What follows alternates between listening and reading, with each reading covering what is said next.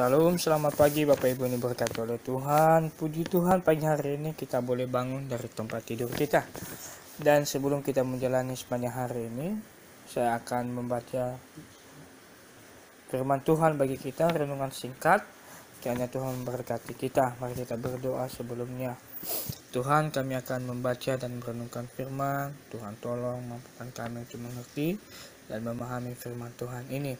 Dalam nama Yesus kami berdoa. Amin. Bapak Ibu diberkati oleh Tuhan, saya akan menyampaikan firman Tuhan ini dari kitab Efesus pasal yang kelima, ayat yang ke-15 sampai dengan ayat yang ke-17.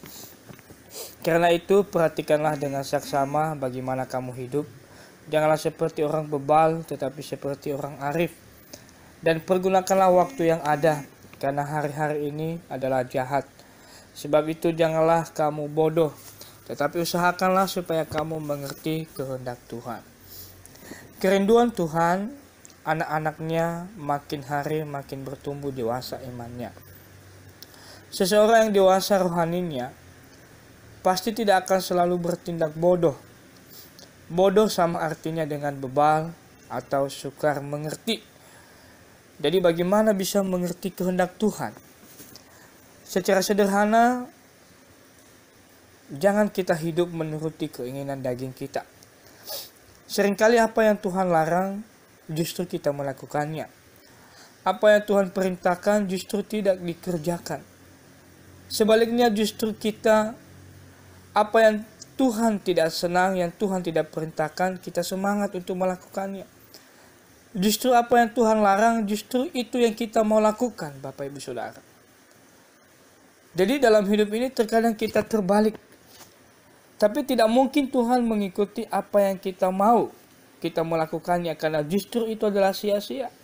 Tapi kalau kita mengikuti apa yang Tuhan larang, apa yang Tuhan perintahkan, justru itu yang terbaik untuk kita. Dan sudah pasti itu yang Tuhan mau. Dan sudah pasti itu adalah menjadi kekuatan kita. Justru itu adalah kita diberkati oleh Tuhan dengan kita melakukan apa yang Tuhan perintahkan, dengan kita tidak melakukan apa yang Tuhan larang.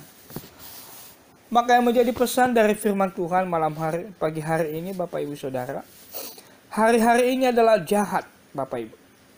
Oleh sebab itu kita dipanggil untuk melakukan apa yang Tuhan kehendaki. Kita harus menyadari masalah, situasi yang sedang terjadi. Maka kita sebagai orang percaya atau anak-anak Tuhan jangan sampai kita terhanyut oleh situasi sekarang ini. Secara khusus ialah dalam pengajaran-pengajaran yang berbeda. Apa yang sudah tertulis dalam Alkitab. Alkitab adalah kebenaran sejati atau mutlak.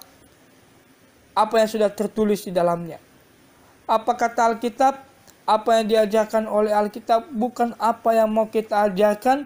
Maka Alkitab menjadi referensi kita untuk membenarkan apa ide kita atau apa yang kita pikirkan. Tapi sebaliknya seharusnya pengetahuan yang kita punya harus tunduk pada otoritas Alkitab. Maka pemahaman dan pengajaran kita harus back to the Bible atau kembali pada Alkitab. Akhir-akhir ini banyak terdengar pengajaran yang berbeda dari kebenaran firman Tuhan. Jangan karena situasional kita tampil untuk membawa kabar sukacita. Bagaimana manusia terlepas dari masalahnya. Atau manusia sembuh dari penyakitnya. Atau manusia lepas dari masalah ekonominya. Atau manusia bisa mendapatkan apa yang dia inginkan. Tetapi kebenaran yang disampaikan itu hanya memuaskan telinga dan hati orang-orang yang sedang berada dalam masalah. Tetapi sesungguhnya pengajarannya adalah salah. Kebenarannya adalah salah. Oleh karena itu, jemaatku yang saya kasihi dalam nama Yesus, mari kita peka memperhatikan setiap informasi dan pengajaran yang kita dengar, agar jangan sampai kita menjadi pengikut yang salah. Benar kita berada dalam pergumulan, benar kita berada dalam kepanikan, benar kita berada dalam situasi yang sulit, tetapi kita tidak menjadi orang gampangan menerima apa yang dari luar untuk kita jadikan pemahaman kita. Jika input itu hati nurani kita bertanya-tanya dan membingungkan kita, berarti itu bukan pengajaran yang benar. Hari-hari ini jahat, karena banyak orang tidak suka pada yang benar, tetapi lebih menjadikan dirinya sumber kebenaran, lebih menjadikan dirinya adalah ukuran kebenaran itu sendiri. Sehingga Alkitab lagi bisa jadi kita tidak dipakainya, bisa jadi dipakainya sesuai dengan situasinya. Tetapi manusia terkadang menjadi sumber kebenaran itu sendiri. Jemaat yang diberkati oleh Tuhan, karena itu yang pertama yang harus kita renungkan adalah mari kita memperhatikan keadaan kita. Di ayat yang ke-15, karena itu perhatikanlah dengan saksama bagaimana kamu hidup. Demikian juga dalam kitab Hagai pasal 1 ayat 7. Beginilah firman Tuhan semesta alam. Perhatikanlah, kata perhatikan dalam kitab ini muncul 4 kali. Perhatikanlah keadaanmu. Ketika Allah menyuruh kembali bangsa Israel dari pembuangan, mereka diberikan satu tugas oleh Tuhan, yaitu membangun kembali rumah Tuhan.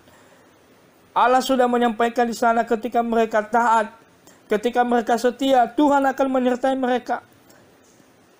Ketika mereka melakukan perintah Tuhan, Tuhan akan memberkati mereka. Bapak, Ibu, Saudara, kita melihat keadaan kita sekarang ini. Apakah kita menjadi orang yang setia kepada Tuhan? Kalau kita setia, kita diberkati. Apakah kita orang yang menjadi yang mau taat kepada Tuhan? Atau justru kita sebaliknya? Justru kita mau melakukan apa yang kita mau. Justru kita mau melakukan apa yang kita inginkan. Tapi semuanya yang kita lakukan itu, Bapak, Ibu, Saudara, kalau hanya untuk kepentingan diri kita, menguntungkan diri kita, berkat Tuhan tidak akan kita terima dalam hidup kita.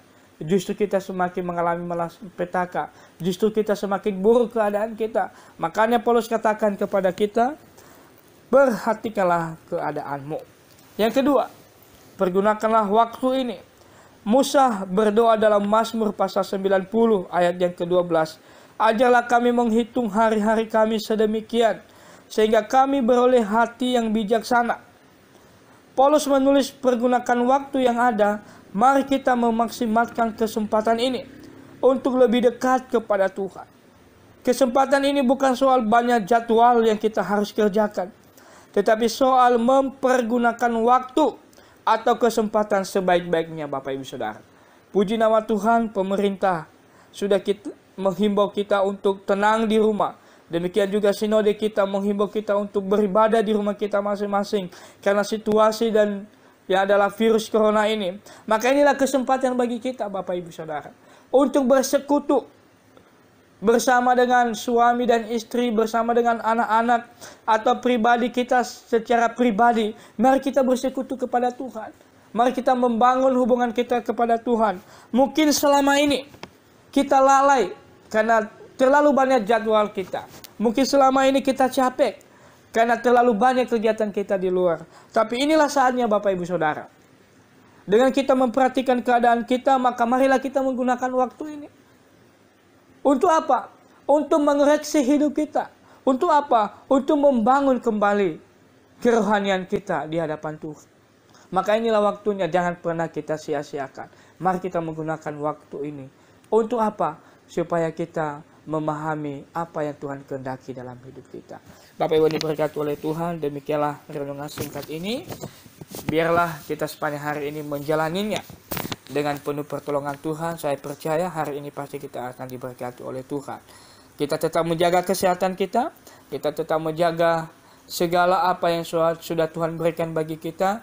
Kita harus tetap menjaga hubungan kita dengan orang lain lewat komunikasi kita, lewat perkataan kita. Mari kita berdoa. Terima kasih Tuhan. Inilah menjadi renungan kami. Dan sepanjang hari ini kami akan menjalaninya. Tuhan Yesus yang memberkati segenap jemaat-Mu. Sepanjang hari ini dalam pekerjaan mereka, dalam segala pergumulan, dalam segala penyakit Tuhan sembuhkan. Terima kasih Tuhan. Hanya dalam nama Yesus kami berdoa.